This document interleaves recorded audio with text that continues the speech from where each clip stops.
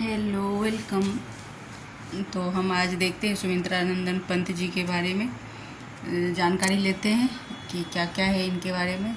Very very important है, शुक्ल जी के book से है और एग्ज़ाम में तो कहीं से भी कुछ भी आएगा, कुछ नहीं कह नहीं सकते। पहले जो होता था ना कि PYQ से आ रहे हैं, इससे आ रहे हैं, उससे आ रहे हैं, कुछ नहीं है।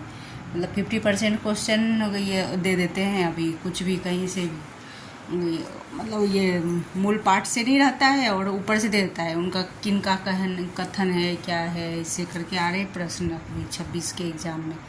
तो देखिए, हाय मृत्यु का ऐसा अमर अपार्थिव पूजन, जब वृष्णन निर्जीव परा हो जग का जीवन। तो ये है, ये तो मेन है सुमित्रा किसके बारे में बोले हैं, किस चीज़ के बारे में, तो आगे हम बताते हैं। तो युगांत है। युगांत में देश के, इनका युगांत है, युगांत है ना, युगवाणी इनकी रचना है। तो युगांत में देश के वर्तमान जीवन में उठे हुए स्वरों की मीठी प्रतिध्वनि जगह जगह पाई है। कहीं परिवर्तन की प्रबल आकांक्षा है, कहीं श्रमजीवी की दशा और उनकी, कहीं तर्क वितर्क छोड़ श्रद्धा विश्वास, जीवन पथ पर साहस के साथ बढ़ते चलने की ललकार है। तो कहीं बापू के प्रति श्रद्धांजलि और ताजमहल के कला सौंदर्य को देख अनेक कवि मुग्ध हुए हैं और करोड़ों संख्या में भूखे मरती जनता के ऐश्वर्य वह विभूति के उसे विशाल आडंबर के खड़े होने की मानवता छूट होकर युगांत के बदलते हुए पंत जी कहते हैं। युगांत में ये सब है।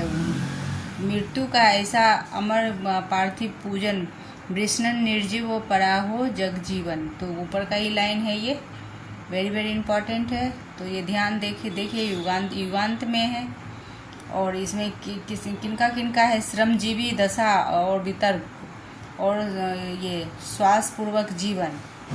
विश्वासपूर्वक जीवन पथ पर साहस के साथ चलने की है। और श्रद्धांजलि ताजमहल, देखो ताजमहल श्रद्धांजलि है और ताजमहल के कला सौंदर्य को देख अनेक कवि मुग्ध हो रहे थे, बहुत सभी प्रशंसा कर रहे थे। आज भी होता है, कितनी प्रशंसा कर रहे हैं। अभी जैसे कि अपने राम मंदिर का इतना दिन का विवाद हुआ और सभी प्रशंसा कर रहे हैं, सभी खुश हुए। लेकिन अभी कैसी दशा हुई, वहाँ के झुग्गी झोपड़ियों को तोड़ दिया गया और वहाँ पे वो बन गए। तो फिर एक तरफ तो लोग दुखी हो रहे हैं ना, गरीब, और कभी भी गरीब ही मतलब और गरीब हो जाते हैं। और हर समय, और जो पैसे वाले हैं और पैसे वाले होते हैं, हर समय की यही है। उस समय भी मुग़ल साम्राज्य में भी वही था।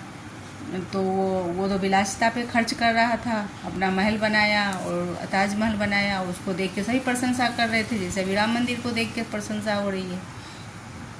और फिर क्या क्या निकलता है बाद में, तो फिर भूखे मरती जनता ऐश्वर्य विभूति है। तो कोई एक कवि को, जो सच्चे दिल वाले होते हैं, उनको ये दिख जाता है कि कहाँ कमियां हैं।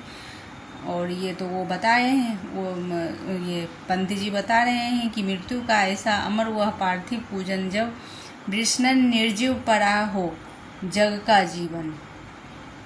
तो ये है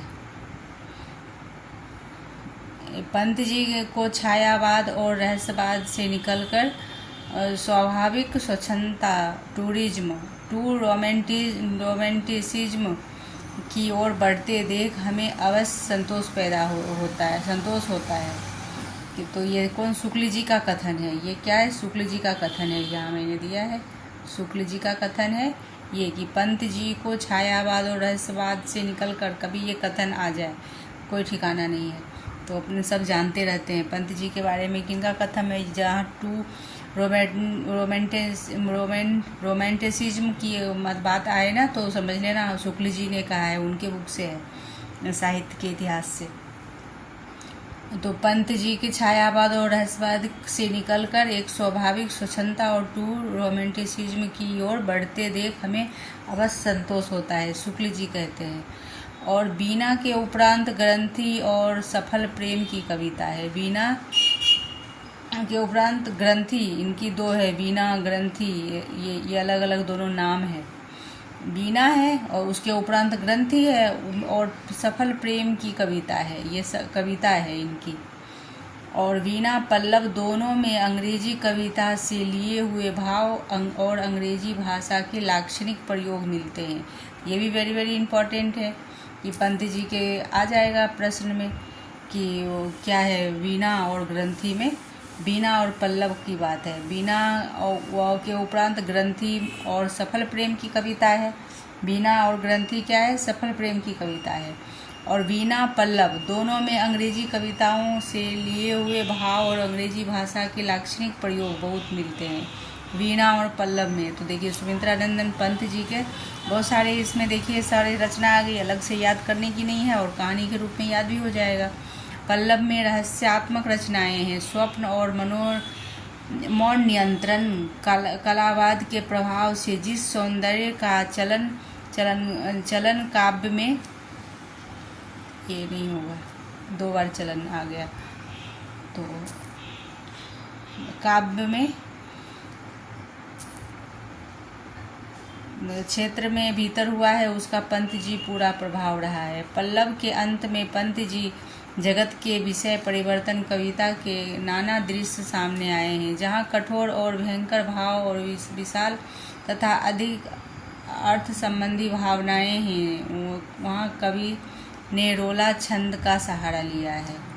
तो कहाँ पे कवि ने पंत जी ने रोला छंद का ये लिया है, तो ये ध्यान में रखिए, जहाँ कठोर और भयंकर भाव और विशाल आदि अधिक अर्थ संबंधित भावनाएं हैं, वहाँ कवि ने रोला छंद का सहारा लिया है। तो वेरी वेरी इम्पॉर्टेंट है।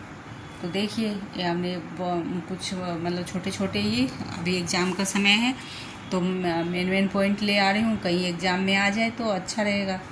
तो थैंक यू। अच्छी लगे तो लाइक एवं सब्सक्राइब कीजिए, जिससे कि मेरा मनोबल बढ़ेगा, तो और भी मैं अच्छी तथ्य लेके आऊँगी।